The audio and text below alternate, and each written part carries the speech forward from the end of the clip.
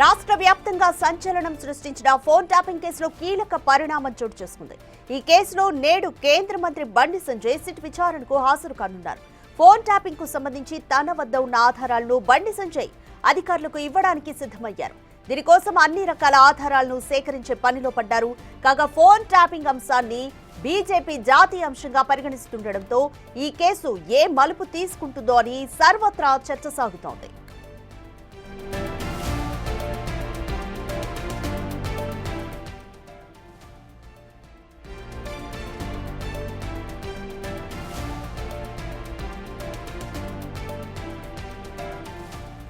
గత ప్రభుత్వ హయాంలో బండి సంజయ్ ఫోన్ ని ఎక్కువసార్లు ట్యాప్ చేసినట్లు పోలీసులు నిర్ధారించారు. దీనికి సంబంధించిన ఆధారాలను కేంద్ర నిఘా వర్గాలు కేంద్ర మంత్రి బండి సంజయ్ ముందుంచాయి. ఈ మేరకు నిన్న హోంశాఖ అధికారులు హైదరాబాద్ కు చేరుకున్నారు. ఫోన్ ట్యాపింగ్ అంశంపై వారితో బండి సంజయ్ చర్చించారు.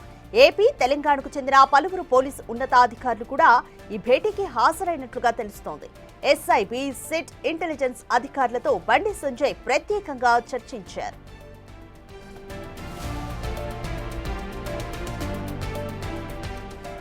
గత నెల 24న విచారణకు హాజరు కావాలని బండి సంజయ్కి సిట్ అధికారులు నోటీసులు జారీ చేశారు.